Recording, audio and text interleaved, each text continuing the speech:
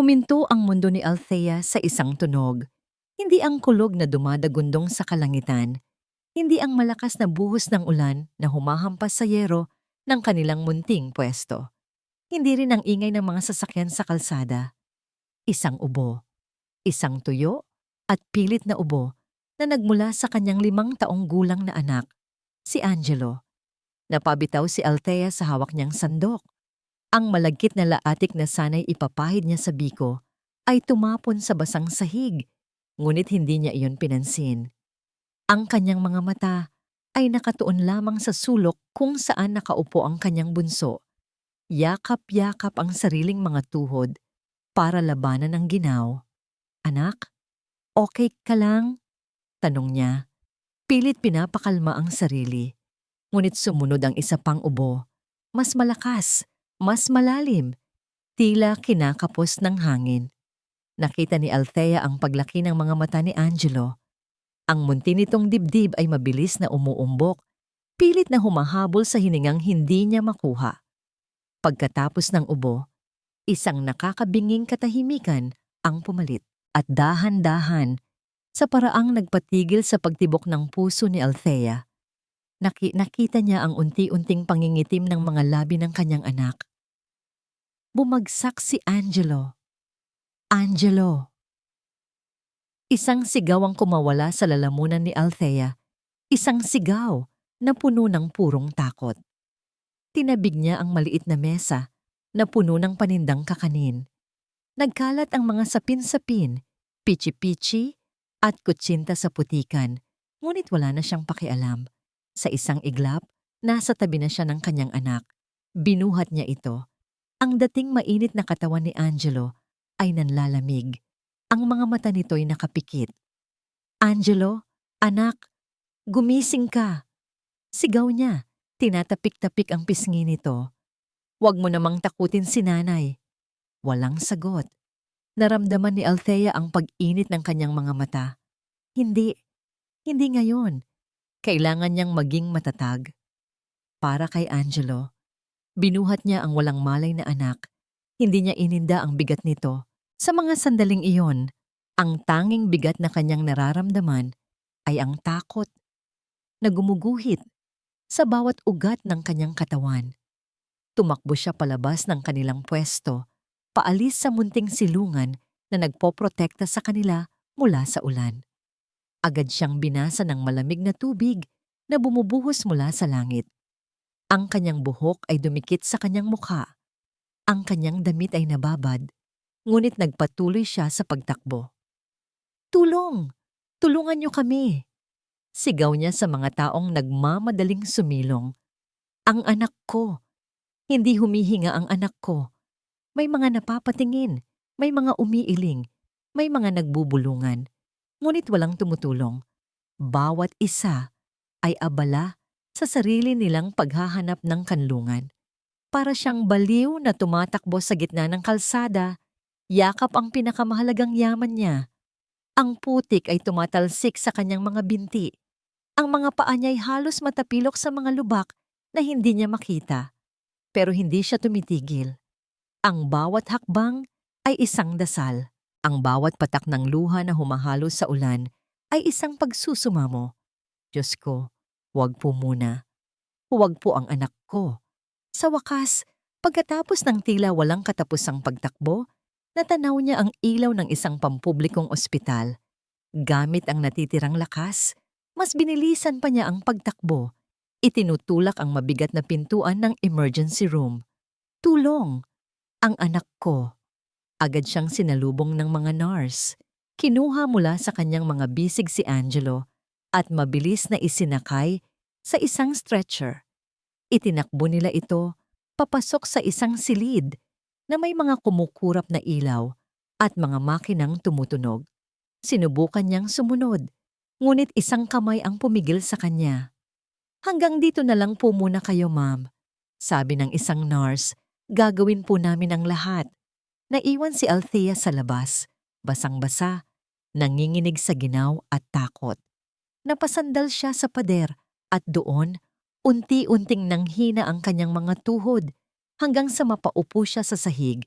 Doon na bumuhos ang mga luhang kanina pa niya pinipigilan. Ang mga sumunod na oras ay isang malabong panaginip.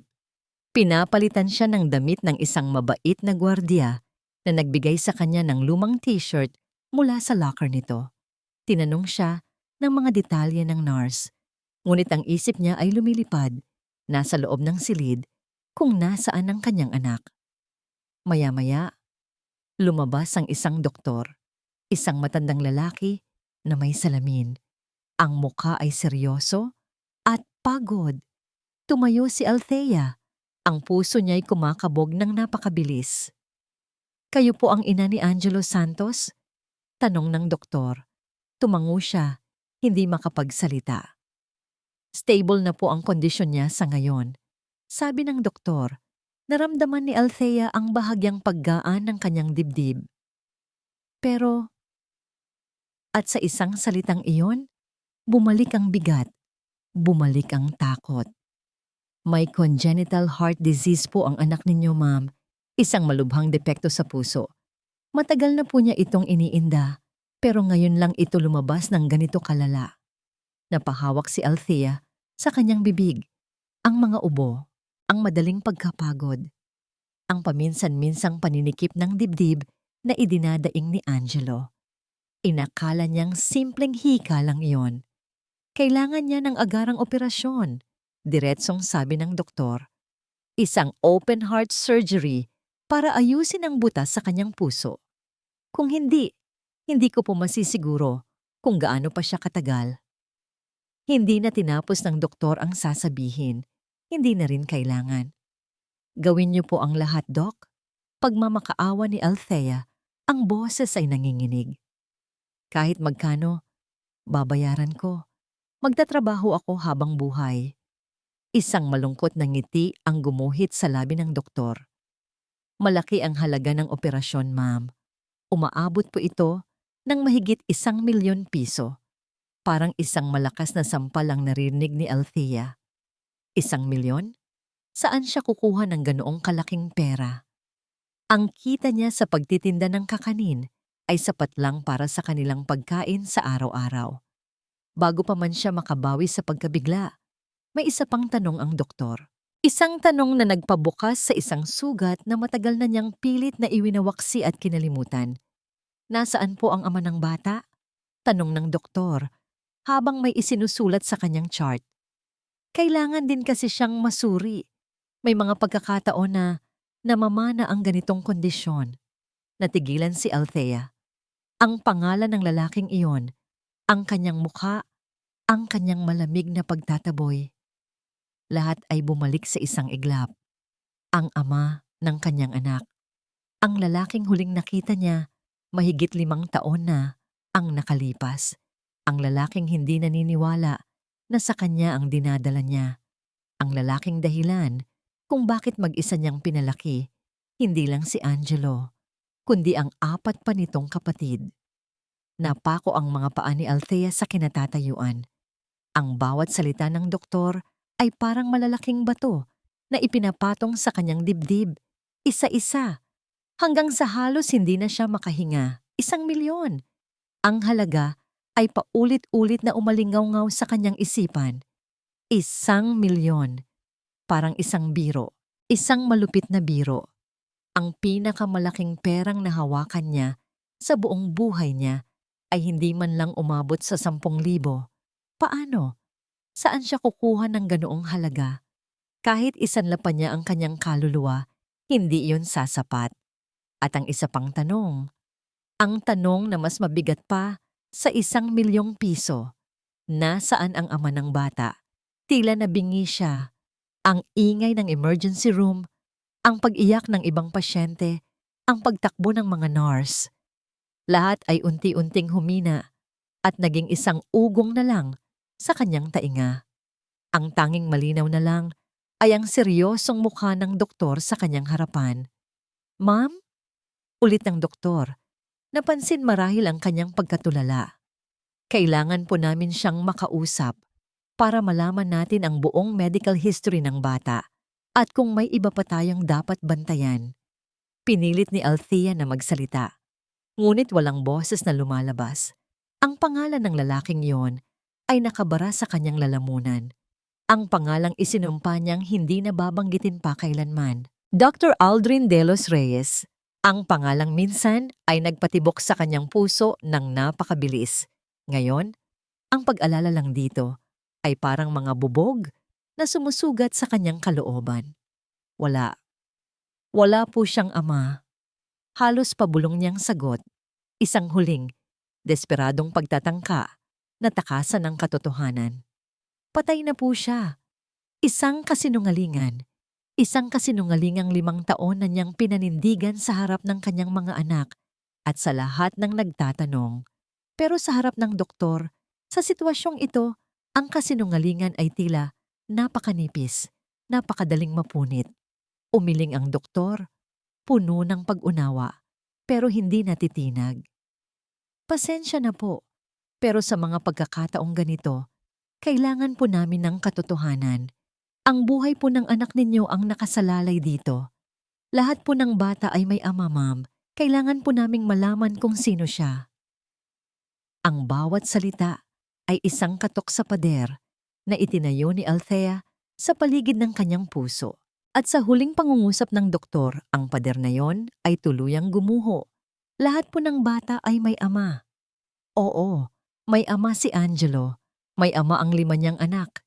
Isang ama na nabubuhay sa isang marangyang mundo, malayo sa kanilang kahirapan. Isang ama na malamang ay hindi na sila naaalala. Isang ama na minsan ay tiningnan siya sa mata at sinabing, isa siyang makating babae na naghahanap lang ng pera. Napapikit si Althea. Ang sakit ay sariwa pa rin. Parang kahapon lang nangyari. Pero nang imulat niya ang kanyang mga mata, ang sakit ay napalitan ng isang bagay na mas malakas. Determinasyon. Ang determinasyon ng isang ina. Wala siyang 1,000,000. Wala siyang kapangyarihan. Wala siyang yaman. Pero meron siyang 5 anak. At gagawin niya ang lahat para sa kanila.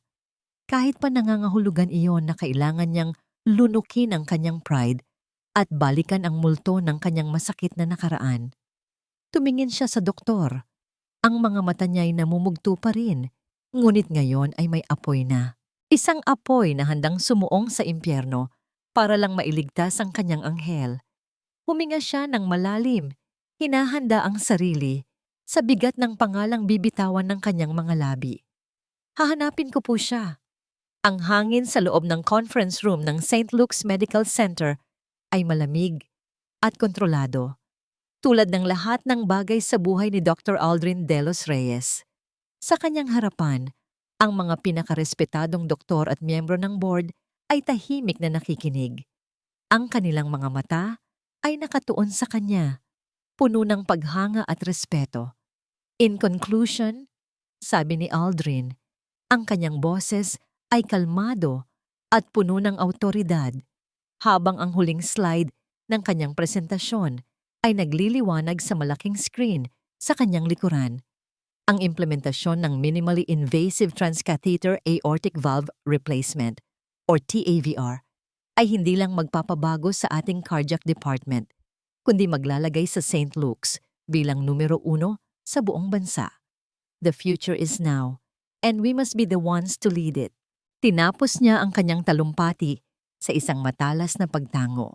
Sumunod ang isang sandaling katahimikan at pagkatapos ay bumuhos ang isang malakas na palakpakan. Isang maliit, ngunit kontentong nangiti ang gumuhit sa mga labi ni Aldrin. Ang nangiting ito, isang nangiti ng tagumpay, ay sanay na siya. Ito ang kanyang mundo. Isang serye ng mga kalkuladong galaw, mga perpektong desisyon at mga walang patid na tagumpay. Walang puwang para sa gulo. Walang puwang para sa pagkakamali. Habang tinatanggap niya ang mga pagbati mula sa mga kasamahan, isang pamilyar na kamay ang marahang humaplos sa kanyang braso. That was brilliant, mahal. Bulong ni Isabel Roxas, ang kanyang magandang fiancé. Ang bango ng mamahaling pabango nito ay tila isinadya para sa malamig at malinis na hangin ng ospital. You always know how to command a room. Hinawakan ni Aldrin ang kamay nito. Ang mga daliri nila ay perpektong magkasalikop. I learned from the best PR director I know. Magkahawak kamay silang lumabas ng silid. Si Isabel, sa kanyang eleganteng business suit at matatalas na tingin, ay ang perpektong kapareha. Maganda, matalino, at mula sa isang pamilyang kasing impluwensyal lang sa kanya. Ang kanilang pagsasama ay hindi lang isang unyon ng pag-ibig, kundi isang pagsasanib ng kapangyarihan at estado sa buhay. Speaking of commanding a room, sabi ni Isabel habang papasok sila sa pribadong elevator, I confirmed our appointment with the couturier this afternoon. For your suit fitting, everything has to be perfect for the engagement party. Lahat ng mata, nasa atin, Aldrin. This is not just a party, it's a statement. Of course, sagot ni Aldrin. Perpekto. Iyon ang salitang naglalarawan sa lahat ng bagay na may kinalaman sa kanilang dalawa. Makalipas ang ilang oras, sa loob ng isang eksklusibong butik sa Makati, pinanood niya si Isabel habang sinusuri nito ang tela ng isang suit na para sa kanya. Tumayo ito sa tabi niya sa harap ng isang malaking salamin.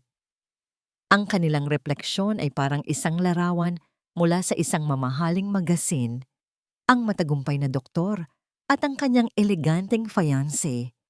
Ang perpektong magkapareha. Ngunit sa isang saglit, habang nakatitig sa kanilang refleksyon, may naramdaman si Aldrin na kakaiba.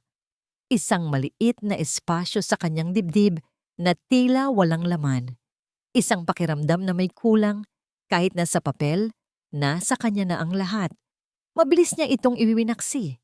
Pagod lang siguro, hindi ito ang oras para sa mga walang kwentang pag-iisip.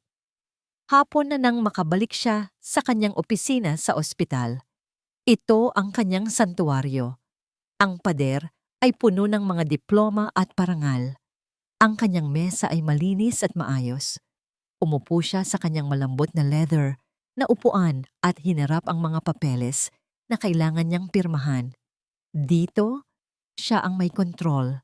At doon, sa gitna ng kanyang perpektong katahimikan, nag-vibrate ang kanyang cellphone. Nakasulat sa screen, isang hindi rehistradong numero. Kumunot ang noo ni Aldrin. Sino ang tatawag sa kanyang pribadong linya na hindi nagpapakilala? Isang pag-abala. Hindi niya ito pinansin at ipinagpatuloy ang pagbabasa. Ngunit pagkatapos ng ilang sandali, umilaw muli ang screen. Isang text message mula sa parehong numero. Dahil sa inis, kinuha niya ang telepono. Handa nang i-block ang numero. Binuksan niya ang mensahe. Ilang salita lang iyon. Ngunit ang mga salitang iyon ay parang isang malakas na suntok na nagpatigil sa pag-ikot ng kanyang perpektong mundo. Si Althea Santos ito. Kailangan ka ng anak mo. Althea Santos. Ang pangalan. Parang isang kidlat na gumuhit sa kanyang isipan. Isang pangalan mula sa isang nakaraang matagal na niyang ibinaon at pilit na kinalimutan. Isang nakaraang magulo, marumi, at hindi perpekto. Naramdaman niya ang biglaang panlalamig ng kanyang mga kamay. Napatingin siya sa paligid ng kanyang opisina, ang mga patunay ng kanyang tagumpay. Lahat ng ito ay biglang nagmukhang babasagin. Isang alaala ang biglang sumulpot sa kanyang isipan, hindi niya mapigilan. Isang dalagang may mahabang buhok at mga matang puno ng pangarap. Ang amoy ng latik at bagong saing na kanin. Ang init ng mga kamay nito na simple at magaspang dahil sa trabaho at ang huli nilang pag-uusap. Ang mga luha sa mata nito habang sinasabi nitong nagdadalang tao siya. At ang mga salita ng kanyang ina na tila lason na bumulong sa kanyang tainga. She's not one of us, Aldrin. Gagamitin ka lang niya. She will ruin you. She's lying. Naramdaman niya ang pag-akyat ng galit sa kanyang dibdib. Isang scam. Isa itong desperadong panloloko pagkatapos ng 6 na taon. Ngayon pa siya guguluhin kung kailan malapit na siyang ikasal. Kung kailan nasa rurok na siya ng kanyang tagumpay. Kailangan ka ng anak mo. Ang mga salitang yon ay isang insulto, isang kasinungalingan. Pinaniwalaan niya ang kasinungalingan noon at mas paniniwalaan niya ngayon. Nanginig ang kanyang kamay sa galit. Sa isang mabilis at marahas na pagpindot, binura niya ang mensahe. Pinindot niya ang block number. Tapos, inalis na niya ang dumi.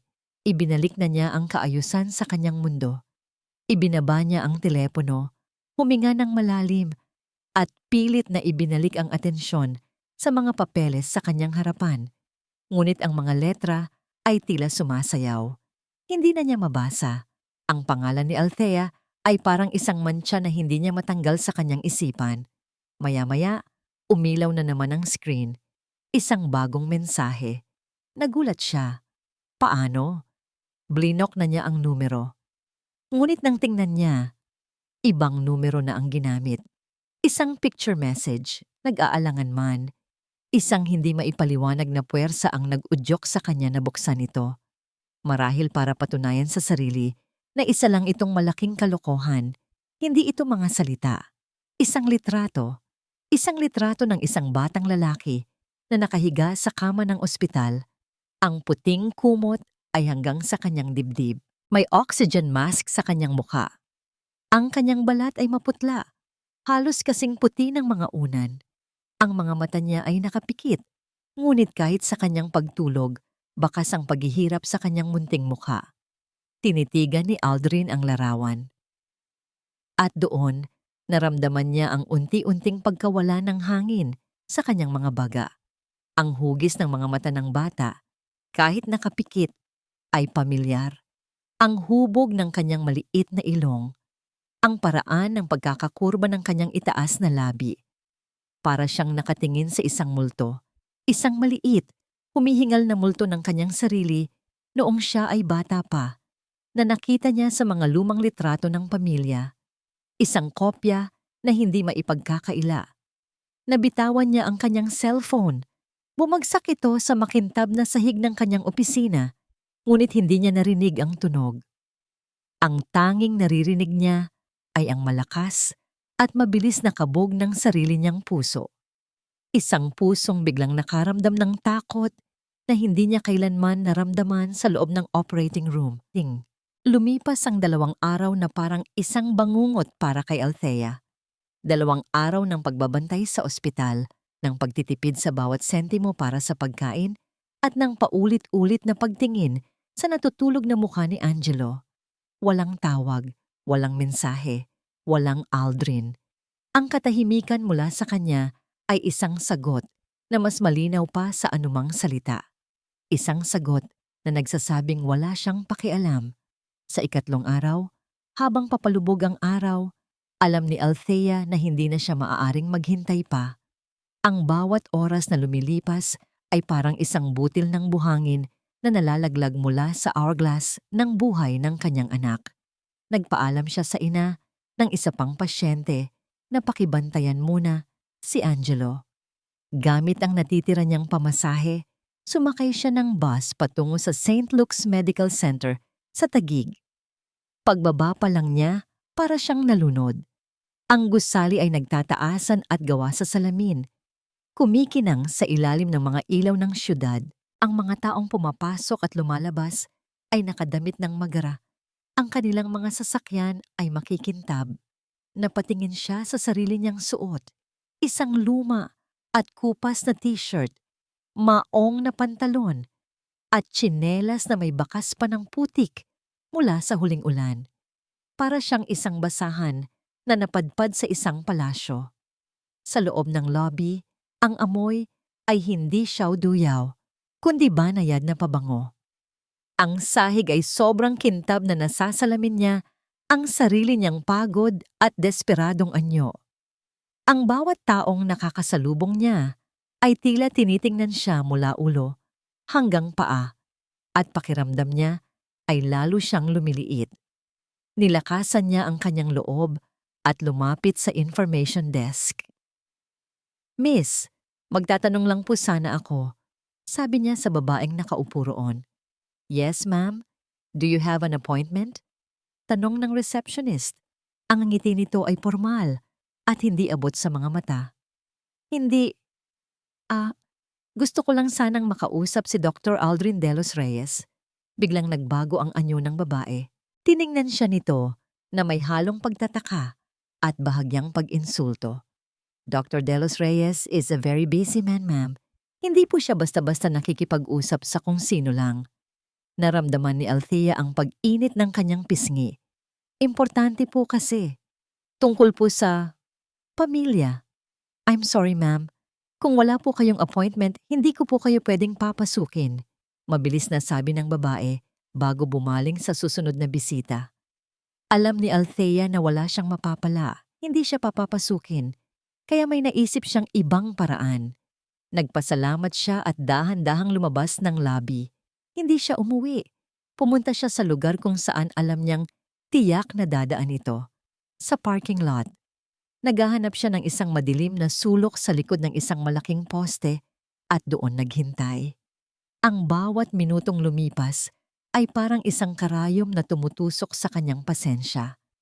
Ang lamig ng semento ay nagsimula nang tumagos sa kanyang balat. Ngunit mas nangingibabaw ang kaba sa kanyang dibdib. Paano kung hindi na niya ito makilala? Paano kung magalit ito? Paano kung ipagtabuyan na naman siya? Ilang oras siyang naghintay hanggang sa isang pamilyar na figura ang kanyang natanaw. Mas matangkad na ito ngayon. Mas malapad ang balikat. Ang kanyang dating simpleng suot ay napalitan ng isang mamahaling suit na perpektong bumagay sa kanyang katawan. Ngunit ang muka ay hindi niya malilimutan. Si Aldrin. Naglalakad ito patungo sa isang itim at makintab na sasakyan, abala sa kanyang cellphone. Ito na. Ngayon na. O hindi na kailanman. Huminga ng malalim si Althea. Tinawag ang lahat ng natitirang lakas ng loob sa kanyang katawan at lumabas mula sa kanyang pinagtataguan. Aldrin.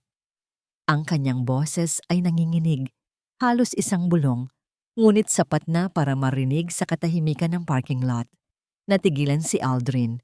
Dahan-dahan siyang lumingon at nang makita siya, ang pagkagulat ay malinaw na gumuhit sa kanyang mukha.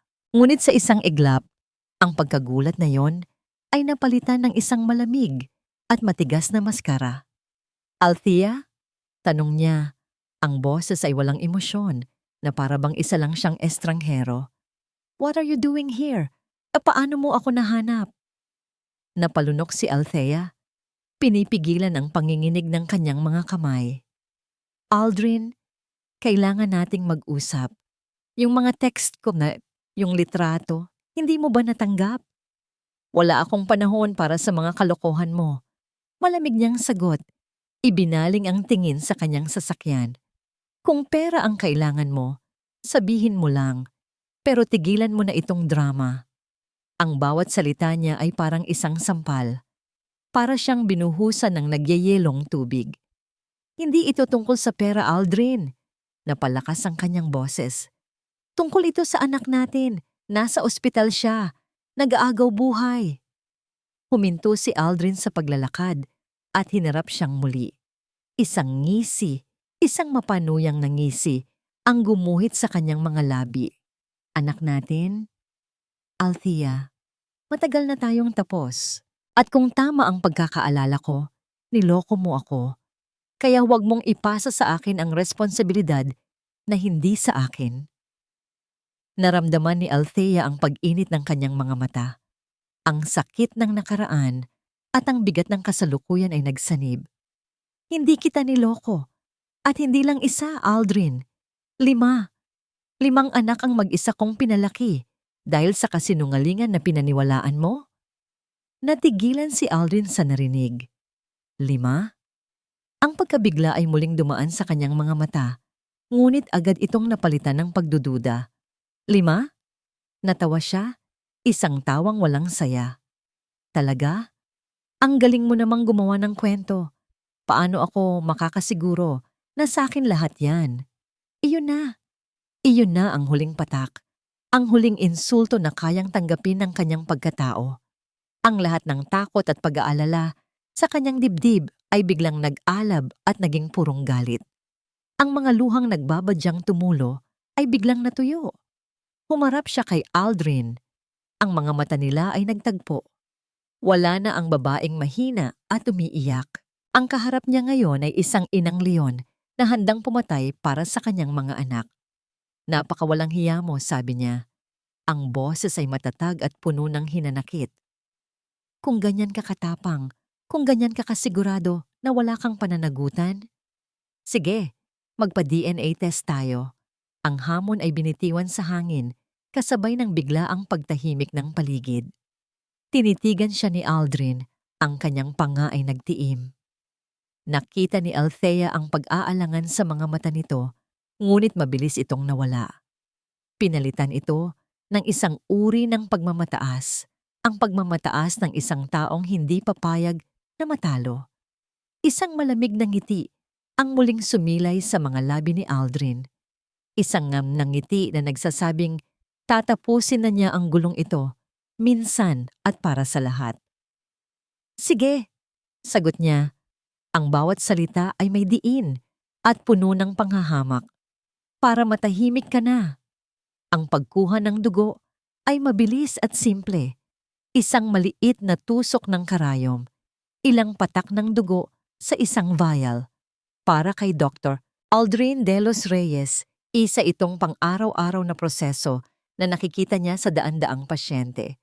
Ngunit nang siya na ang nakaupo sa silya at ang phlebotomist na ang kumukuha ng kanyang dugo, pakiramdam niya ay hindi lang dugo ang kinukuha sa kanya, kundi isang piraso ng kontrol na matagal niyang iningatan. Okay na po, Doc, sabi ng medtech. Tumangulang si Aldrin, hindi nagsalita. Pinanood niya ang vial na may lamang ng kanyang dugo. Nilagyan ng label at inilagay sa isang rack. Dugo niya. At sa ibang laboratorio, may dugo rin ng bata. Ang dalawa ay pagtatabihin, susuriin at hahatulan ang kanyang nakaraan. Sa mga sumunod na araw, sinubukan ni Aldrin na isawsaw ang sarili sa trabaho. Nag-oopera siya, nagra-rounds, dumadalo sa mga meeting. Ginawa niya ang lahat para ibalik ang perpektong ritmo ng kanyang buhay. Ngunit may isang bagay na nagbago. May isang basag sa salamin na hindi niya maayos. Isang hapon, sa gitna ng isang maselang coronary bypass surgery, habang nakatitig siya sa tumitibok na puso sa monitor, isang imahe ang biglang sumingit sa kanyang isipan. Hindi ang puso ng kanyang pasyente ang nakita niya, kundi ang maputlang mukha ng batang lalaki mula sa litrato. Ang batang may oxygen mask, ang batang may mga matang kamukhang kamukha niya. Doc, are we proceeding with the graft? Ang boses ng kanyang assistant surgeon ang nagpabalik sa kanya sa realidad. Napakurap siya. Napahigpit ang hawak sa kanyang instrumento. Yes, of course, sagot niya. Pilit na pinapakalma ang sarili. Ngunit sa loob-loob niya, naramdaman niya ang malamig na takot. Ito ang unang pagkakataon na nawala ang kanyang konsentrasyon sa loob ng operating room. Ang kanyang santuwaryo ay pinasok na rin ng multo ni Althea at ng anak nito. Ang kanyang pagkabalisa ay hindi nakaligtas sa matalas na mga mata ni Isabel. Isang gabi, habang naghahapunan sila sa isang mamahaling restaurant, napansin nito ang kanyang pananahimik. Aldrin, may problema ba? Tanong ni Isabel, habang marahang inilalapag ang kanyang kubyertos. You've been distant these past few days. Parang wala ka sa sarili mo. Is it about the hospital? The board? Wala.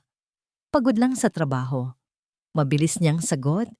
Isang kasinungalingang paulit-ulit na niyang sinasabi. Ngunit hindi kumbinsido si Isabel. Pagod? Aldrin, kilala kita. Kahit gaano ka kapagod, you're always focused. Especially now, with the engagement party coming up. May gumugulo ba sa'yo? Tinitigan siya ni Aldrin. Gusto niyang sabihin, gusto niyang isumbat na may isang babae mula sa kanyang nakaraan na bigla na lang sumulpot para sirain ang lahat. Ngunit paano niya ipapaliwanag? Paano niya aaminin na may posibilidad na nagkamali siya, na naging marupok siya noon? Ang pag-amin ay isang kahinaan. At si Aldrin De Los Reyes ay hindi mahina. Wala nga. Mariin niyang sabi, medyo tumaas ang boses. Let's just drop it, okay? Nakita niya ang sakit at pagtataka sa mga mata ni Isabel. Ngunit sa halip na magalit, tumango na lang ito at tahimik na ipinagpatuloy ang pagkain. Ang katahimikan sa pagitan nila ay mas mabigat pa kaysa sa anumang sigawan. Lumipas pa ang ilang araw. Bawat tunog ng kanyang cellphone ay nagpapakaba sa kanya. Bawat email na may subject na confidential ay nagpapatigil sa kanyang paghinga. Ang paghihintay ay isang uri ng torture na dahan-dahang sumisira sa kanyang perpektong kontrol. Hanggang sa isang umaga, habang nag-iisa siya sa kanyang opisina, pumasok ang kanyang sekretarya. "Sir," sabi nito, may hawak na isang malaki at selyadong brown envelope. Dumating na po ito galing sa St. Francis DNA Diagnostics Laboratory. Pinapadala po sa inyo personally. Parang huminto ang oras. Tinitigan ni Aldrin ang sobre. Ito na. Ang hatol. Okay, you may go. Utos niya sa sekretarya. Pilit na pinapanatili ang kalmadong boses. Nang makalabas na ang sekretarya at maisara ang pinto, naiwan si Aldrin na nakatitig sa sobre na nasa ibabaw ng kanyang mesa para itong isang bomba na naghihintay na sumabog. Nanginginig ang kanyang mga kamay, ang mga kamay na sanay sa paghawak ng scalpel ng may perpektong katatagan habang inaabot niya ito. Mabigat. Mas mabigat kaysa sa itsura nito. Binuksan niya ang selyo. Ang tunog ng napupunit na papel ay parang napakalakas sa katahimikan ng kanyang opisina. Dahan-dahan niyang inilabas ang mga papeles sa loob. Maraming nakasulat na mga numero at technical terms na pamilyar sa kanya, ngunit hindi iyon ang hinahanap niya. Ang kanyang mga mata ay dumiretso sa pinakaibaba. Sa konklusyon, doon nakasulat sa malinaw at hindi mapagkakailangang mga letra ang mga salitang babago sa lahat. Paternity test. Result: Andres, Angelo, Anton, Angela, and Angelica. Santos alleged father, daughter. Aldrin De Los Reyes. Probability of paternity: 9.9% na patitig siya. Binasa niya ulit. At ulit, at ulit. 99.9% ang mga numero ay tila tumalon mula sa papel at sumampal sa kanyang mukha. Hindi. Ang hangin ay biglang nawala sa kanyang mga baga. Ang perpektong opisina ay nagsimulang umikot. Ang mga diploma sa pader ay tila nanunuya sa kanya. Ang lahat ng kanyang tagumpay, ang kanyang reputasyon, ang kanyang pinaghirapan, lahat ay binuo sa isang pundasyon ng kasinungalingan. Hindi si Althea ang nagsinungaling. Siya. Siya ang naniwala sa kasinungalingan. Siya ang nagtaboy. Siya ang tumalikod. 5. Totoo. 5 ang anak niya. At isa sa kanila ay nag-aagaw buhay. Ang bigat ng katotohanan ay parang isang dambuhalang alon na humampas at dumurog sa kanya. Ang mga papel ay nahulog mula sa kanyang nanginginig na kamay, lumapag sa sahig na walang tunog. Kasabay ng pagbagsak ng mga papel, bumukas ang pinto ng kanyang opisina. Pumasok ang kanyang ina, si Doña Elvira De Los Reyes, na may dalang ngiti sa mga labi. Ngunit ang nangiti ay agad na naglaho nang makita ang anyo ng kanyang anak. Maputla, tulala, at tila nakakita ng multo. "Anak," sabi nito. Ang boses ay puno ng pag-aalala. "Anong problema?" Ang boses ni Doña Elvira ay tila nanggagaling sa malayo. Isang mahinang ugong na pilit na pumapasok sa nabibinging mundo ni Aldrin. "Anak, anong problema? Bakit ka namumutla? Ano yang mga papel na yan?" Hindi makagalaw si Aldrin. Nakatayo lang siya sa gitna ng kanyang opisina. Ang mga mata ay nakatitig sa kawalan. Ang resulta ng DNA test na nakakalat sa sahig ay parang mga piraso ng kanyang nawasak na pagkatao. Lumapit ang kanyang ina. Ang takong ng mamahalin nitong sapatos ay tumutunog sa makintab na sahig. Yumuko ito at pinulot ang isang piraso ng papel. Nakita ni Aldrin ang pagkunot ng noo nito habang binabasa ang mga nakasulat. Nakita niya ang bahagyang panlalaki ng mga mata nito. Isang mabilis na kislap ng pagkataranta na agad nitong itinago sa likod ng isang maskara ng pagkainis. Ano ito? Tanong ni Doña Elvira, itinaas ang papel. Isang kalokohan. Peke ito, Aldrin. Huwag kang maniniwala dito. Gawa-gawa lang ito ng babaeng iyon para makakuha ng pera sa'yo. Dahan-dahang itinaas ni Aldrin ang kanyang tingin mula sa sahig patungo sa mukha ng kanyang ina. Sa unang pagkakataon sa buong buhay niya, tiningnan niya ito hindi bilang isang ina, kundi bilang isang estranghero. Paano niyo nalaman? Tanong niya. Ang boses ay kalmado sa isang paraan na nakakatakot. Paano kayo naging ganoon kasigurado noon, Ma, na nagsisinungaling siya? Dahil kitang-kita naman, giit ni Doña Elvira, iwinawas-iwas ang papel. Isang hamak na tagabenta lang ng kakanin. Nakakita ng isang batang doktor na may magandang kinabukasan. Siyempre, gagawin niya ang lahat para italika. Hindi kumurap si Aldrin. Isang alaala ang biglang bumalik sa kanya. Isang eksenang matagal na niyang kinalimutan. 6 na taon na ang nakalipas. Sa loob ng librarya ng kanilang mansyon, siya, nagulong-gulo sa sinabi ni Althea. At ang kanyang ina, na may inilapag na isang brown envelope sa lamesa. Flashback. Tingnan mo ito, Aldrin. Sabi ng kanyang ina. Ang boses ay malumanay, ngunit may talim. Inilabas nito ang ilang mga litrato, malabo. Kinuha mula sa malayo. Si Althea, na may kausap na isang lalaki sa may kanto. Ang lalaki ay nakangiti. May inabot na pera kay Althea. Sa isa pang litrato, ang kamay ng lalaki ay nasa balikat ni Althea. Sino yan?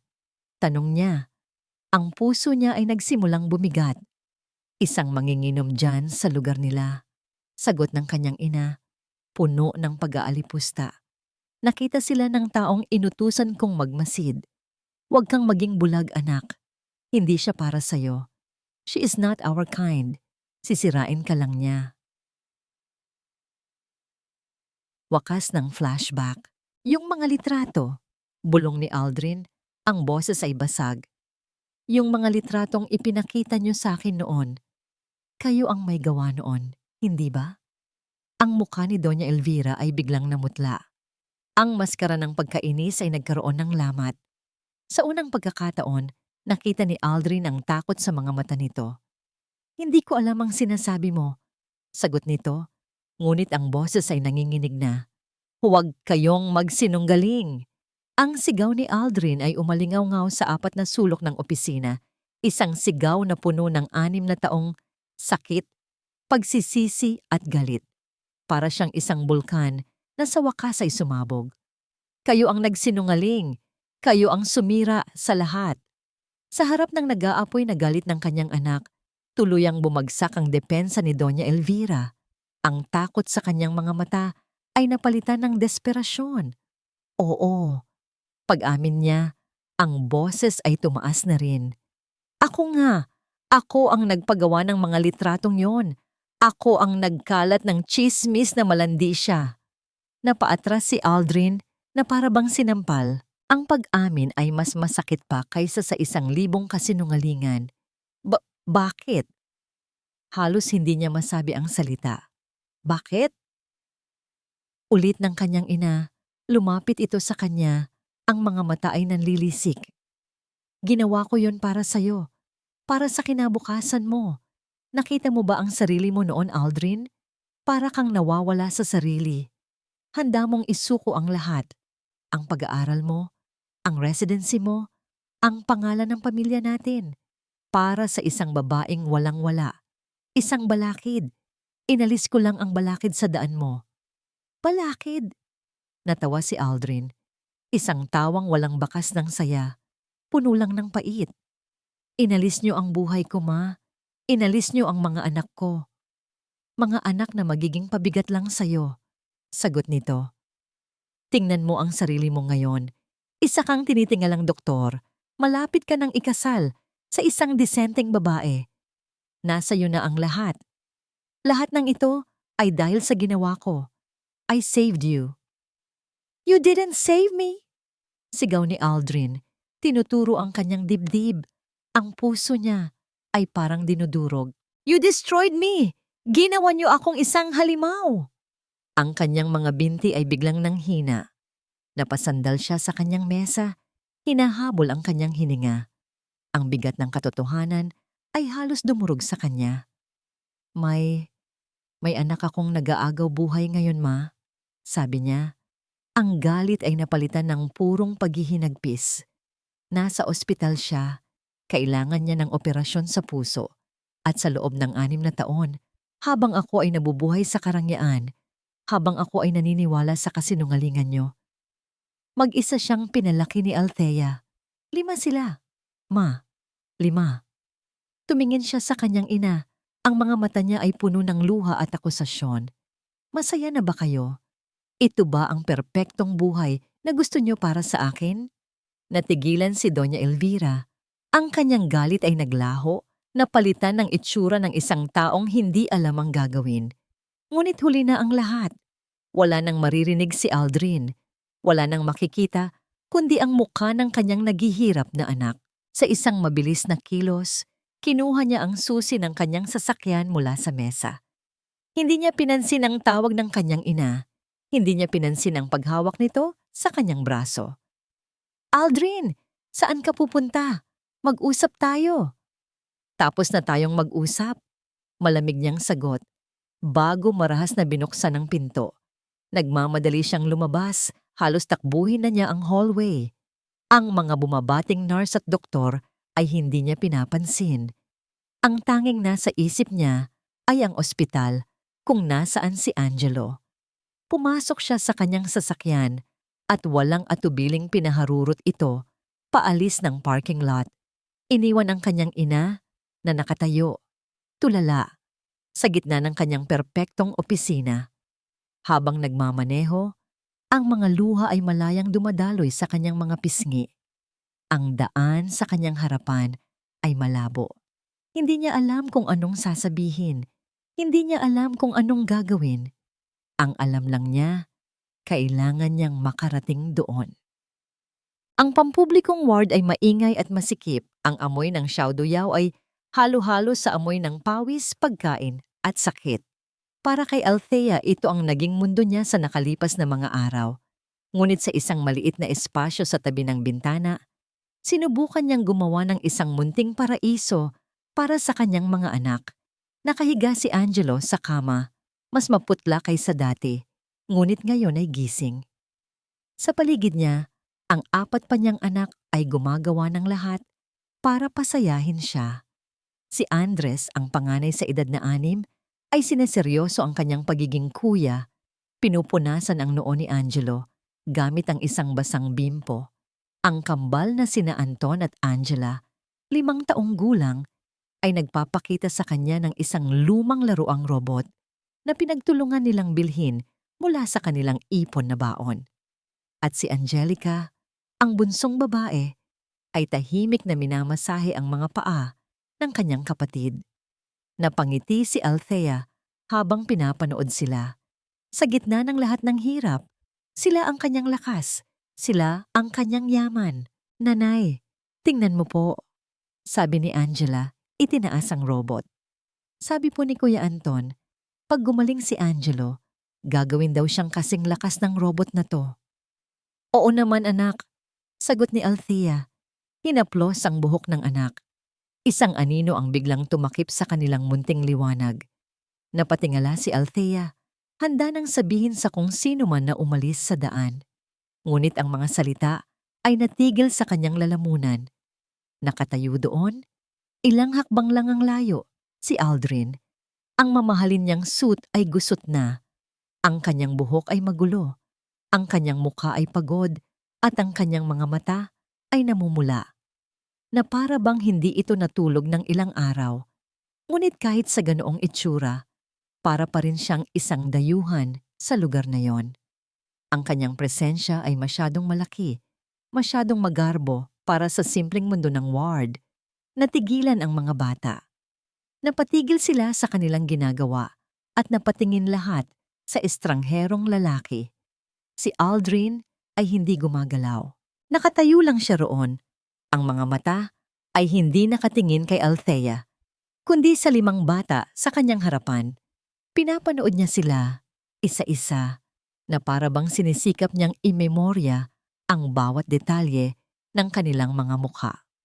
Ang kanyang dibdib ay mabilis na tumataas baba at nakita ni Althea ang isang emosyon sa kanyang mga mata na hindi niya pa kailanman nakita rito noon, purong paghihirap. Parang isang kutsilyo ang bumaon sa puso ni Althea. Galit siya. Galit na galit siya sa lalaking ito. Pero ang makita siyang ganito, na nakatitig sa mga anak na ipinagkait niya sa sarili, ay nagdulot sa kanya ng kakaibang kirot. Si Angela, ang pinakapalakaibigan sa magkakapatid, ang unang bumasag sa katahimikan. Bumitaw ito sa pagkakakapit sa damit ni Althea at dahan-dahang lumapit kay Aldrin. Tumingala ito sa matangkad na lalaki, ang kanyang mga mata ay bilog at puno ng kuryosidad. "Sino po kayo?" tanong ng bata sa kanyang matinis at inosenteng boses. Ang simpleng tanong ay parang isang malakas na suntok na tumama kay Aldrin. Napayuko siya ng bahagya, tila biglang nabigatan. Yumuko siya para magpantay sila ng bata, ngunit hindi niya ito magawang hawakan. Ako ay isang doktor, iha," sagot ni Aldrin. Ang kanyang boses ay garalgal at halos hindi marinig. "Doktor po kayo ni Kuya Angelo?" Hindi nakasagot si Aldrin. Tumingin lang siya kay Angela at nakita ni Althea ang pagpatak ng isang butil ng luha mula sa mata nito. Isang luhang mabilis nitong pinunasan. Doon na kumilos si Althea. Tumayo siya at marahang hinila si Angela palayo. "Mga anak, maglaro muna kayo doon sa may upuan, ha? May pag-uusapan lang kami ni Sir." Sumunod naman ang mga bata, kahit na nagtataka. Naiwan si Althea at Aldrin, nakatayo sa isang hindi komportableng katahimikan. "Anong ginagawa mo dito?" tanong ni Althea. Ang kanyang boses ay mahina, ngunit malamig. "Yung resulta." Simula ni Aldrin, hindi makatingin ng diretso sa kanya. "Lumabas na. Nakita ko na." "O tapos?" Walang pakialam na sagot ni Althea. "Nandito ka para pagtawanan ako ulit? Para sabihing peke ang resulta?" "Hindi."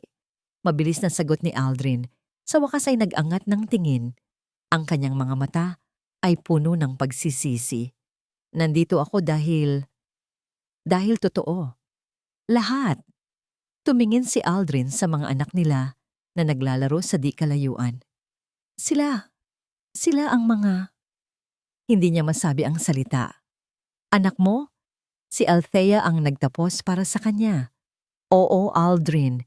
Sila ang 5 anak mo na tinawag mong kasinungalingan." Yumuko si Aldrin, tila dinadala ang bigat ng buong mundo sa kanyang mga balikat. Mula sa bulsa ng kanyang coat, kumuha siya ng isang checkbook at ballpen. Nagsulat siya ng mabilis. Pinunit niya ang tseke at iniabot kay Althea. "Alam kong hindi ito sapat," sabi niya. "Pero para sa operasyon, para sa mga pangangailangan nila. Kahit magkano?" Tinitigan ni Althea ang piraso ng papel. Nakasulat doon ang 1,000,000 piso. Ang halagang ilang araw na niyang ipinagdarasal. Ang halagang makakapagligtas sa buhay ni Angelo.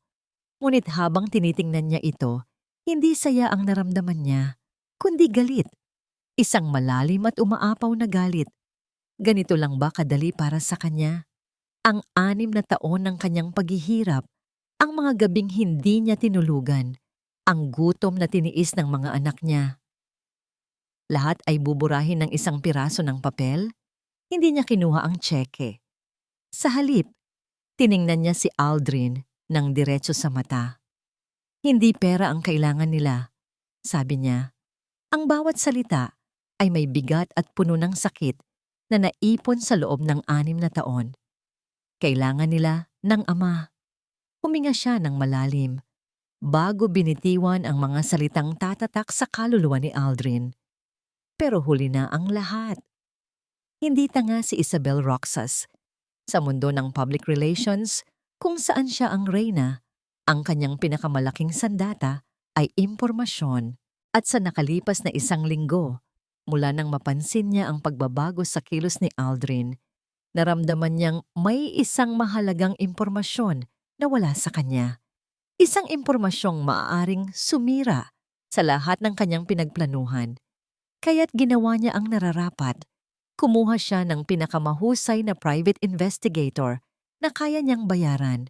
Ngayon, sa loob ng kanyang minimalist at kulay puting opisina, nakapatong sa kanyang mesa ang isang brown envelope. Ang resulta ng kanyang pamumuhunan. Dahan-dahan niya itong binuksan. Ang kanyang mga kuko na perpektong nakamanicure ay maingat na pinupunit ang selyo. Ang unang lumabas ay mga litrato. Mga litratong malinaw, hindi tulad ng mga malabong kuha na ipinakita ni Doña Elvira kay Aldrin. 6 na taon na ang nakalipas. Isang babae, si Althea Santos, ayon sa report, na nagtitinda ng kakanin. Isang babaeng simple, payat, at bakas sa mukha ang hirap ng buhay. Sunod, mga litrato ng mga bata. 5. Tinitigan ni Isabel ang mga mukha nila, isa-isa. Dito na nagsimulang bumilis ang tibok ng kanyang puso dahil sa mukha ng bawat isa sa kanila, lalo na sa panganay at sa kambal, may nakikita siyang hindi maipagkakaila. Nakikita niya si Aldrin, ang hugis ng panga, ang anyo ng mga mata, ang nangiti, ang huling papel sa sobre, ang nagpakumpirma sa lahat. Isang kopya ng resulta ng DNA test, 99.99%. Isinandal ni Isabel ang kanyang likod sa mamahaling upuan. Malamig. Naramdaman niya ang panlalamig na gumagapang sa kanyang buong katawan. Hindi ito selos, hindi ito galit. Ito ay isang bagay na mas malalim at mas primal. Takot.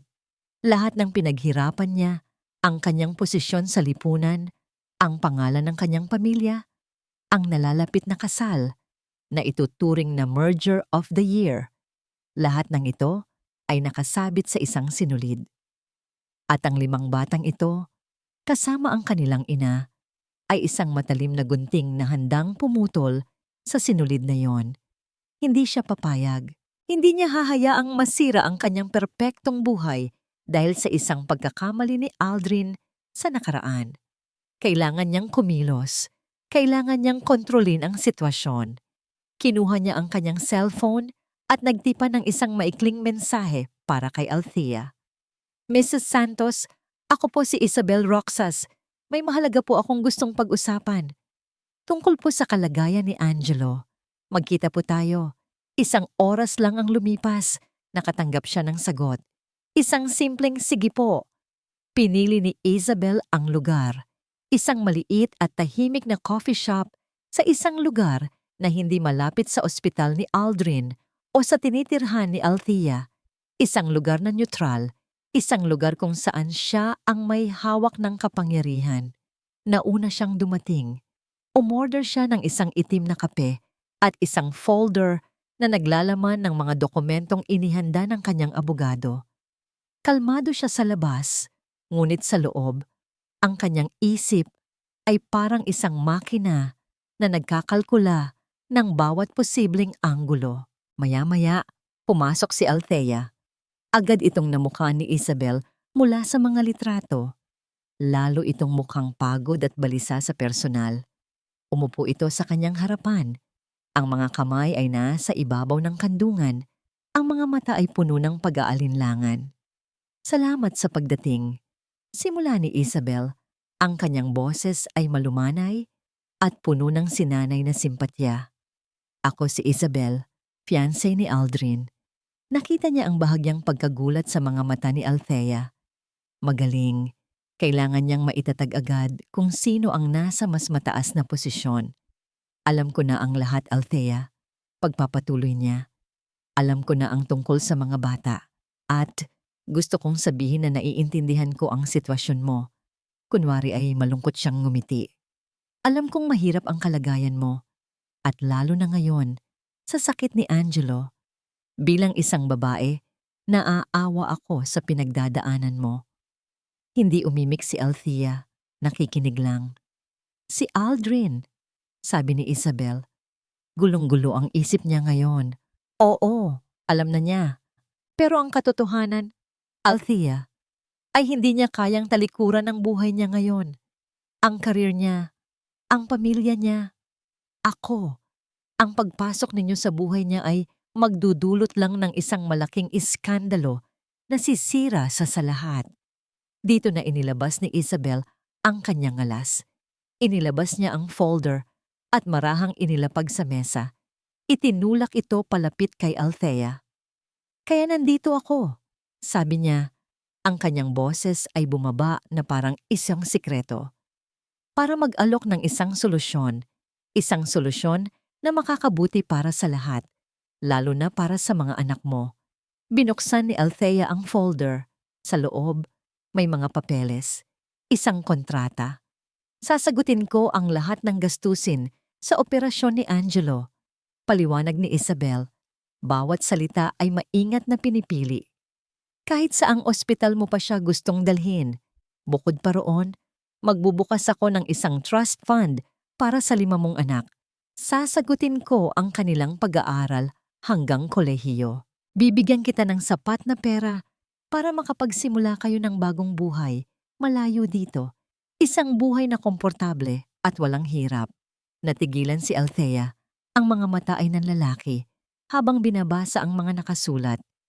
Lahat ng yan ay mapapasa iyo, sabi ni Isabel, kapalit ng isang maliit na bagay. Itinuro niya ang huling pahina ng kontrata. Pipirmahan mo lang ito. Isang kasulatan na nagsasabing hindi mo kilala si Aldrin de los Reyes, na siya ay walang kinalaman sa mga anak mo at na hindi na kayo magpapakita sa kanya kailanman. Ang katahimikan sa kanilang mesa ay nakakabingi. Tumingin si Althea mula sa kontrata patungo kay Isabel. Ang kanyang mukha ay hindi maipinta. Isipin mo na lang ang anak mo, Althea. Bulong ni Isabel. Ang kanyang boses ay parang isang ahas. Nangangailangan siya ng operasyon, agad-agad. Ito ang pinakamadali at pinakamabilis na paraan. Kinuha ni Isabel ang isang mamahaling pluma mula sa kanyang bag at inilapag ito sa tabi ng kontrata. Ang buhay niya o ang pride mo. Mamili ka. Napayuko si Althea. Ang kanyang mga balikat ay nanginginig. Dahan-dahan niyang kinuha ang kanyang lumang cellphone mula sa bulsa. Binuksan niya ito at ang wallpaper ay ang ngumingiting mukha ni Angelo bago ito magkasakit. Tinitigan niya ito ng matagal. Pagkatapos, tumingin siya sa kontrata. Sa pluma. Dahan-dahan, sa paraang tila 1,000 karayom ang tumutusok sa kanyang puso. Ang nanginginig niyang kamay ay nagsimulang gumapang sa ibabaw ng mesa. Palapit. Palapit sa plumang magliligtas sa kanyang anak at sabay nawawasak sa kanilang pamilya. Ang kontrata ay nasa loob ng kanyang bag, ngunit pakiramdam ni Althea ay pasan-pasan niya ito sa kanyang likod, parang isang malaking bato na humihila sa kanya pababa habang pabalik siya sa maingay at masikip na ward ng ospital. Gabi na. Ang ilaw sa ward ay malabnaw at karamihan sa mga pasyente at bantay ay natutulog na. Ang tanging maririnig ay ang paminsan-minsang ubo, ang mahinang pag-ungol at ang regular na tunog ng mga makina. Dahan-dahan siyang umupo sa bangkong plastik sa tabi ng kama ni Angelo. Ang kanyang 4 na anak ay mahimbing na natutulog sa isang banig na kanyang inilatag sa sahig, magkakayakap na parabang nagbibigayan ng init at lakas. Ngunit si Althea, gising na gising ang diwa. Tinitigan niya si Angelo. Ang dibdib nito ay bahagyang umaangat at bumababa sa bawat hirap na paghinga. Kahit sa pagtulog, Baka sa mukha nito ang sakit. Ang mga labi nito ay may bahagyang kulay ube, isang palatandaan na hindi sapat ang oxygen na dumadaloy sa katawan nito. Hinawakan niya ang maliit at malamig na kamay ng anak. Ang mga salita ni Isabel ay umuulit-ulit sa kanyang isipan, parang isang sirang plaka. Ang buhay niya o ang pride mo? Mamili ka. Pride nga ba ito o ang karapatan ng kanyang mga anak na makilala ang kanilang ama? Isang amang 6 na taon, silang ipinagkait. Ngunit ngayon ay tila nagsisisi na. Isang amang sa wakas ay tumulo ang luha para sa kanila. Habang hinahaplos niya ang buhok ni Angelo, isang himig ang kusang lumabas sa kanyang mga labi. Isang oyayi, ang kantang madalas niyang awitin para patulugin ang 5 niyang anghel. Sa ugoy ng duyan, ang kanyang boses ay mahina at nanginginig, puno ng pagmamahal at pagod. Habang kumakanta siya, ang isip niya ay lumipad pabalik sa nakaraan. Hindi sa sakit, hindi sa pagtataboy, kundi sa iilang, matatamis na sandali na pilit niyang ibinaon sa limot. Flashback. Nasa tapat siya ng kanyang maliit na pwesto ng kakanin. Mainit ang sikat ng araw. Biglang may isang aninong tumakip sa kanya. Nang tumingala siya, nakita niya si Aldrin, nakasuot ng simpleng t-shirt at maong. Malayo sa itsura nitong doktor. Nakangiti ito. "Pabili po," sabi nito. Kunwari ay isang ordinaryong customer. "Ano po ang sa inyo, sir?" Natatawa niyang sagot. "Lahat," sabi ni Aldrin. "Gusto kong tikman lahat ng ginawa ng pinakamagandang magkakanin sa buong mundo." Naramdaman niya ang pag-init ng kanyang mga pisngi. Kumuha siya ng isang pirasong biko at isinubo dito. Namilog ang mga mata ni Aldrin sa sarap. "Ito ang pinakamatamis na natikman ko," sabi nito. Ngunit ang mga mata nito ay hindi sa biko nakatingin, kundi sa kanya. "Pero mas matamis ka pa rin." Wakas ng flashback. Isang butil ng luha ang pumatak mula sa mata ni Althea at tumama sa kamay ni Angelo. Ang alaala ay parang isang patalim, matamis ngunit masakit. Ang lalaking iyon, ang lalaking nangako sa kanya ng mga bituin, ay siya ring lalaking dumurog sa kanyang puso. Maaasahan ba niya ito ngayon? Paano kung magbago na naman ang isip nito? Paano kung makinig na naman ito sa kanyang ina? O sa maganda at mayamang fiancé nito? Ang buhay ni Angelo ay hindi isang sugal na kaya niyang ipusta sa isang pangakong hindi sigurado. Samantalang ang alok ni Isabel, iyon ay sigurado. Pera, operasyon, kaligtasan. Ang kailangan lang niyang gawin ay isuko ang karapatan ng kanyang mga anak sa isang pangarap. Ang pangarap na magkaroon ng isang buong pamilya.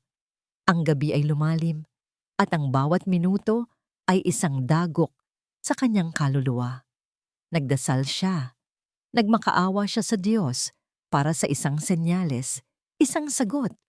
Ang sagot ay dumating sa anyo ng isang tunog na kinatatakutan niya.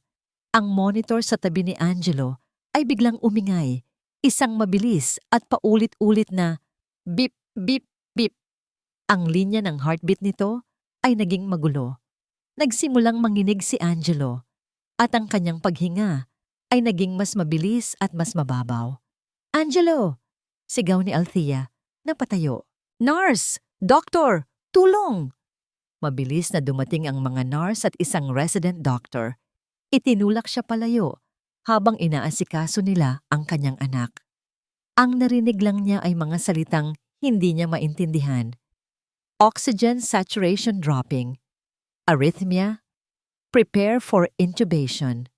Pagkatapos ng ilang minutong tila walang katapusan, na-stabilize nila si Angelo. Ngunit ang doktor ay lumapit sa kanya. Ang mukha ay seryoso.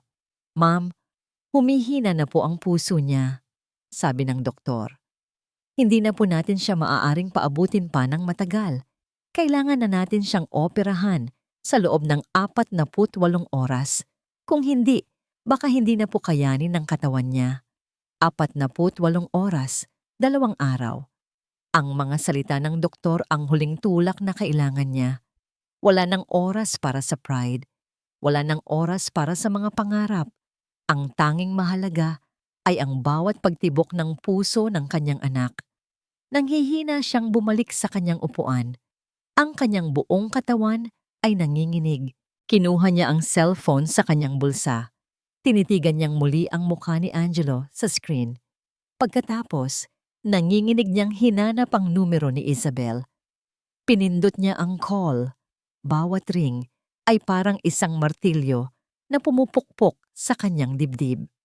"Hello?" Sagot ng boses sa kabilang linya. Malinaw at gising pa rin. Napalunok si Althea, pilit na pinatatag ang kanyang boses na puno ng luha. Sa di kalayuan, sa may pinto ng ward, kararating lang ni Aldrin. Hindi siya mapakali sa kanyang bahay kaya't nagpa siyang bumalik. Para kahit sa malayo lang, ay masilayan ng kanyang anak. Hahakbang na sana siya papasok nang marinig niya ang pamilyar na boses ni Althea, nanginginig, sa telepono. Natigilan siya sa likod ng pader, nakikinig. "Miss Roxas?" sabi ni Althea sa telepono. Ang boses ay basag. "Tungkol po sa alok ninyo." Huminga siya ng malalim, isang hiningang tila isinusuko na ang lahat. "Pumapayag na ako."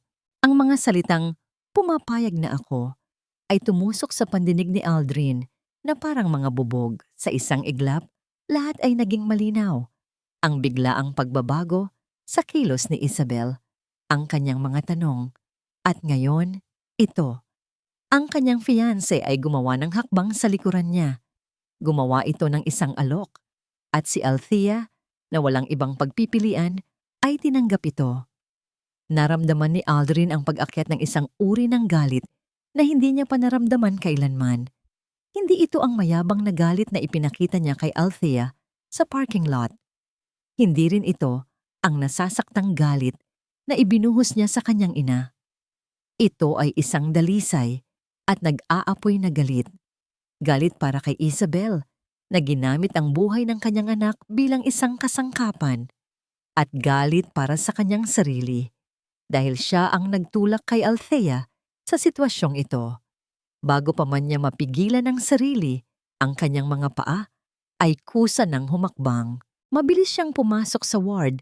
Ang kanyang presensya ay tila nagdala ng isang bagyo sa loob ng tahimik na silid. Gulat na napalingon si Althea. Ang cellphone ay nasa tainga pa rin. Bago pa man siya makapagsalita, inagaw ni Aldrin ang telepono mula sa kanyang kamay. "Aldrin! Anong..."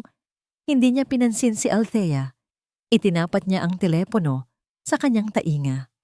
"Good," sabi ng boses ni Isabel sa kabilang linya, malamig at puno ng tagumpay. "I'm glad you made the right decision. My lawyer will meet you tomorrow with the..." "Isabel!" Ang pangalan lang niya ang sinabi ni Aldrin, ngunit ang lamig at bigat sa kanyang boses ay sapat na para patigilin ang sinasabi ng babae. Isang sandaling katahimikan. "Aldrin, what are you doing with your phone?" Tanong ni Isabel. Ang boses ay nagbago na, may bakas ng pagkataranta. "How dare you?" sabi ni Aldrin. Bawat salita ay mabagal at puno ng bagsik. "How dare you go behind my back and use my son's life to blackmail his mother?" "I was trying to fix your mess. I was trying to protect our future." Depensa ni Isabel. "Our future?" Natawa si Aldrin, isang tawang walang kagalakan. "Walang tayo, Isabel.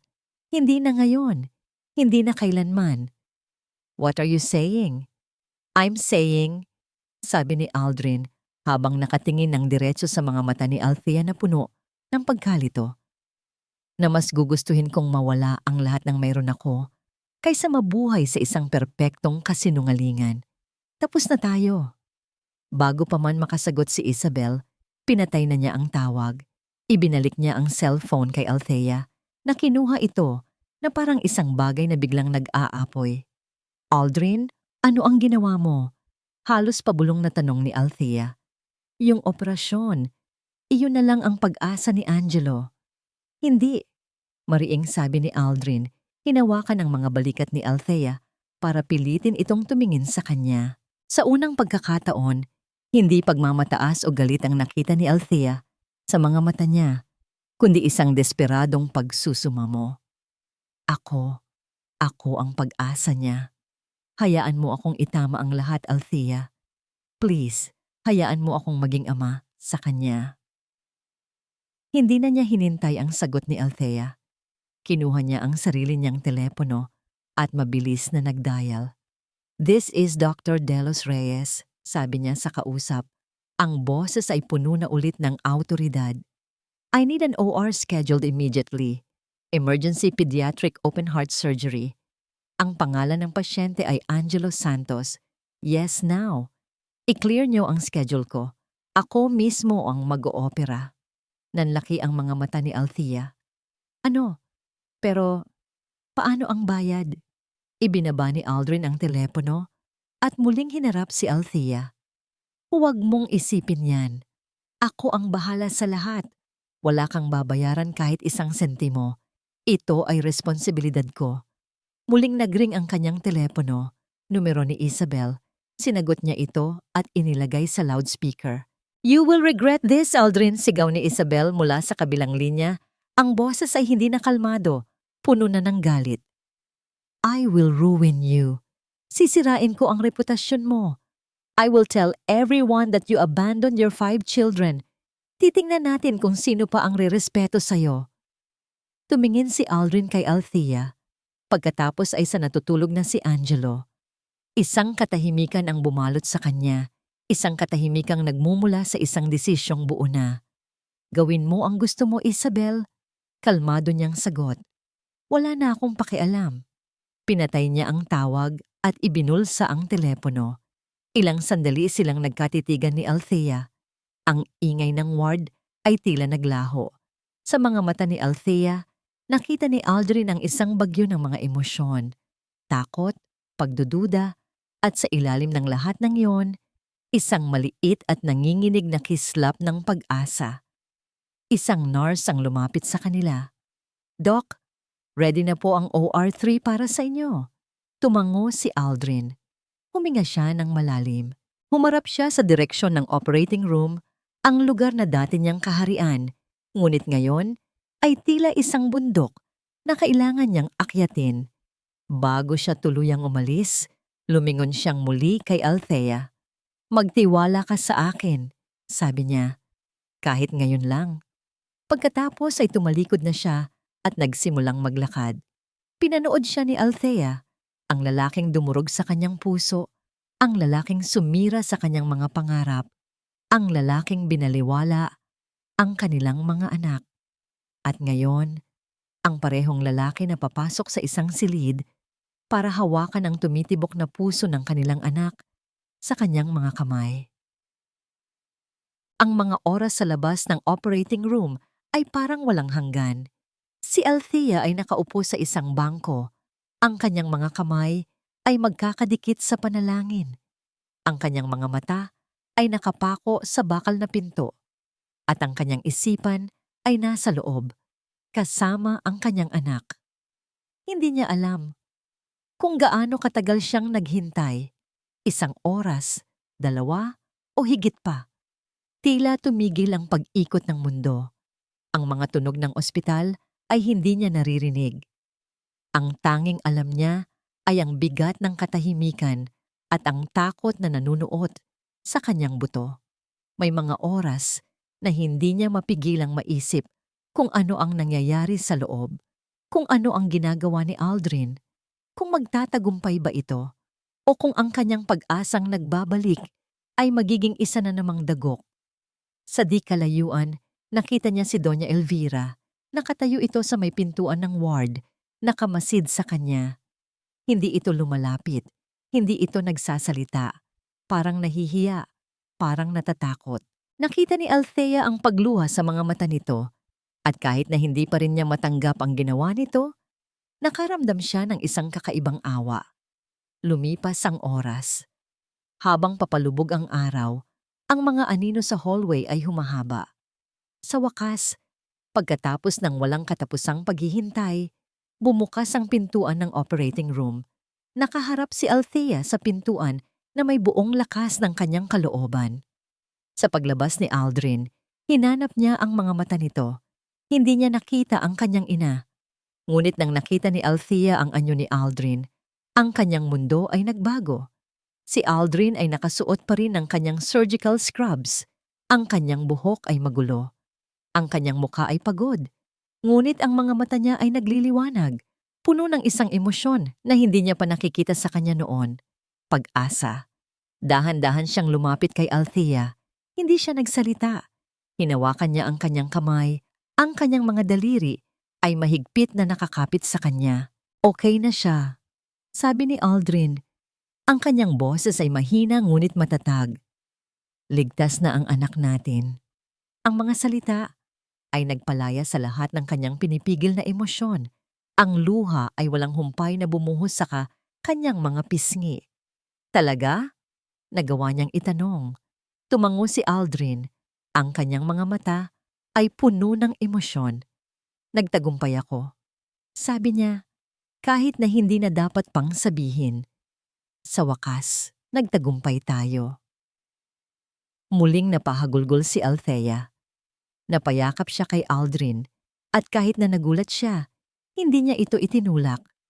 Sa kanyang mga bisig, nakita niya ang isang lalaking puno ng pagsisisi, pag-asa at pagmamahal. Sa unang pagkakataon, naramdaman ni Althea na mayroon siyang tunay na pag-asa. Kailangan ka ng mga bata, sabi ni Aldrin. Hinawakan niya ang kanyang mga balikat. Alam kong hindi ka nila madaling matatanggap, pero kailangan mong humarap sa kanila, Althea. Kailangan nila ang kanilang ama. Nagkatinginan sila. Ngayon, nasa mga mata nila ang mga pangako. Sa kalayuan, nakita ni Althea ang kanyang ina. At hindi niya inaasahan ang susunod na nangyari. Dahan-dahang lumapit si Doña Elvira sa kanila. Habang naglalakad, hindi niya maalis ang kanyang mga mata sa kanila. Nang makarating siya, naglupasay siya sa harap ni Althea. Lumuhod siya, na para bang binibigyan niya ng galang ang kanyang kaaway. Althea, patawad, sabi ni Doña Elvira. Ang boses ay nanginginig. Patawad sa lahat. Nagkamali ako. Hindi ko alam kung ano ang pumasok sa isip ko. Patawad. Hindi umimik si Althea. Ang galit at sakit ay naroon pa rin. Ngunit napalitan ito ng pagkalito. Huwag mong sabihin sa akin. Patuloy ni Doña Elvira, ang kanyang luha ay tumutulo sa semento. Huwag mong hayaan na maging dahilan ng pagmamataas sa pagiging malungkot ng bata mo. Hayaan mong maging ama ang mga bata mo. Ang mga salita ay tumagos sa kaluluwa ni Althea. Nakita niya ang katapatan sa mga mata ng kanyang ina, ang tunay na pagsisisi. Isang paghinga, isang pag-iisip, at bumakas sa kanyang puso ang isang bagay na hindi niya inakala. Sa wakas, sinabi ni Althea ang mga salitang magpapalaya sa lahat nilang nakaraan. Tumayo ka, Doña Elvira, sabi ni Althea. Wala na yon. Nakita ni Althea ang tunay na pagsisisi sa mga mata ni Doña Elvira. Para sa mga anak niya, pinili niyang magpatawad. Tumayo na po kayo, mahinang sabi ni Althea. Inalalayan ito. Ang mahalaga ay si Angelo at ang mga bata. Tumango si Doña Elvira at umalis. Tila kailangan ng sandali para harapin ang sarili. Naiwan si Aldrin at Althea. Naupo sila sa isang waiting area. Ang distansya sa pagitan nila ay puno ng mga taon ng sakit. Thea! Mahina niyang tawag. Lumingon ito sa kanya. Ang mga mata ay pagod, ngunit kalmado. Pwede ba tayong mag-usap? Tumango ito. Naupo sila. Ang pagitan nila ay tila isang bangin. Huminga siya ng malalim. Kailangan mong malaman ang lahat. Simula niya, ikinukuwento ang tungkol sa panloloko ng kanyang ina at kung paano sila pinaghiwalay. Habang nagsasalita, inilabas niya ang isang booklet. Ginawa ko ito para sa mga bata, para sa kanilang kinabukasan. Ibinigay niya ang savings passbook kay Althea. Tinanggap ni Althea ang passbook Binuklat ito at nakita ang malaking halaga na nakalaan para sa 5 niyang anak. Tumingin siya kay Aldrin. Ang mga mata ay nagtatanong. "Hindi ko hinihiling na mahalin mo ulit ako, Thea," sabi ni Aldrin. Ang mga mata niya ay puno ng pag-asa, ngunit may pagpapakumbaba. "Hinihiling ko lang na hayaan mo akong mahalin ang mga anak ko. Hayaan mo akong maging ama nila. Kahit hindi na tulad ng dati, hayaan mo akong bumawi." Natahimik si Althea. Pinagmasdan niya si Aldrin. Nakita niya ang lalaking nagsisisi, ang lalaking handang gawin, ang lahat para sa kanilang mga anak. Ang sakit ay naroon pa, ngunit may sumisibol na bagong damdamin, isang pag-unawa. Pagkatapos ng mahabang katahimikan, isang maliit na ngiti ang sumilay sa mga labi ni Althea. Tumingala siya kay Aldrin. Ang mga mata ay puno ng bagong pag-asa. "Paano kung," sabi niya, ang boses ay may halong biro at sinseridad, "sabihin kong pareho kong gusto yon." Lumipas ang ilang buwan. Ang hangin sa paligid ng pamilya Santos de los Reyes ay hindi na kasing lamig ng dati. Si Angelo, ang munting bayani ng kanilang kwento, ay masiglang tumatakbo sa parke. Ang kanyang mga dating maputlang pisngi ay ngayon ay namumula na sa kasiyahan. Wala na ang oxygen mask, wala na ang takot. Ang mga tawa niya at ng kanyang 4 na kapatid ang nangingibabaw sa hangin. Si Aldrin, hindi na ang doktor na nakatira sa mamahaling mansyon. Nakatira na siya sa isang maliit, ngunit maayos na bahay malapit sa kung saan nakatira si Althea at ang mga bata. Ang dating mga mamahaling damit ay napalitan ng mas simpleng kasuotan. Ang dating yabang ay napalitan ng pagpapakumbaba at dedikasyon. Sa araw na yon, nasa parke sila. Si Aldrin ay masayang nakikipaglaro ng bola kay Angelo. Si Andres, ang panganay, ay matiyagang tinuturuan ni Aldrin kung paano mag-shoot. Ang kambal na sina Anton at Angela ay naghahabulan sa damuhan, habang si Angelica naman ay tahimik na nakaupo sa tabi ni Althea, nagbabasa ng libro. Lumapit si Aldrin kay Althea. Umupo sa tabi niya sa bench. May dala itong 2 ice cream cones. Inabot niya ang isa kay Althea. "Salamat," sabi ni Althea, kinuha ang ice cream. "Para saan?" tanong ni Aldrin. Ngumingiti. "Para sa lahat," sagot ni Althea. Tumingin sa mga anak nila na naglalaro. "Para sa pagbibigay sa kanila ng ama. Para sa pagbibigay sa akin ng pag-asa." Ngumiti si Aldrin. Hindi na ito ang namangiting puno ng pagmamataas. Ito ay isang namungiti ng kapayapaan. "Hindi mo na kailangang magpasalamat, Thea. Ito ang dapat kong ginagawa simula pa lang." Hinawakan ni Aldrin ang kamay ni Althea. Hindi na ito nanginginig. Hindi na ito malamig.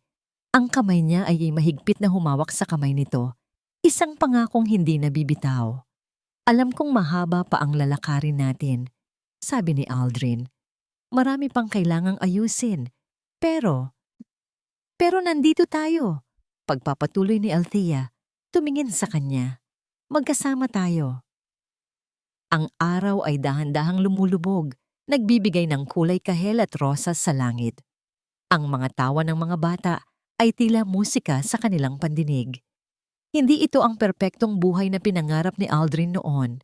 Hindi rin ito ang buhay na pinaghirapan ni Althea mag-isa. Ngunit ito ay isang bagong simula. Isang simula na puno ng pag-asa, pagmamahal at pagpapatawad. Nagsimula na silang maglakad palayo sa parke. Ang 5 bata ay masayang naghahabulan sa kanilang harapan at si Aldrin ay mahigpit na hawak ang kamay ni Althea. Ang kanilang landas ay magiging mahirap, ngunit sa wakas, sila ay magkasama. At dito nagtatapos ang kwento ni na Althea at Aldrin. Salamat sa inyong paglalakbay, kasama nila sa bawat saya at lungkot, sa bawat pagsubok at tagumpay. Habang sinusulat ko ang kanilang mga pahina, naramdaman ko ang bawat pintig ng kanilang puso, ang bigat ng pagtanggi, ang pait ng paghihiwalay, ang takot sa kawalan, ngunit higit sa lahat, ang hindi matitinag na lakas ng pag-asa. at ang kakayahan ng pag-ibig na magpatawad at magmahal muli. Ang pag-ibig, tulad ng ipinakita nila Althea at Aldrin, ay hindi lamang isang pakiramdam. Ito ay isang pagpili na magmahal ng buong puso. Kahit na may sugat, isang pagpili na magpatawad, hindi para sa iba, kundi para sa sariling kapayapaan. At isang pagpili na manalig sa pag-asa na kahit sa pinakamadilim na gabi, laging may bagong umaga na darating. Sana'y naiwan sa inyong mga puso ang mensahe ng pagpapatawad, ng pag-unawa, at ng tunay na pagmamahal na kayang bumuo ng bagong simula mula sa abo ng nakaraan. Nais ko ring marinig ang inyong mga saloobin. Ano ang pinakanagustuhan ninyo sa kwento? Ano ang mga eksenang nag-iwan ng marka sa inyong puso? Huwag mag-atubiling ibahagi ang inyong mga mensahe sa comment section sa ibaba. Ang inyong mga salita ang nagbibigay buhay sa mga kwentong ito. Hanggang sa susunod na mga kwento ng pag-ibig, Love Kilig TV.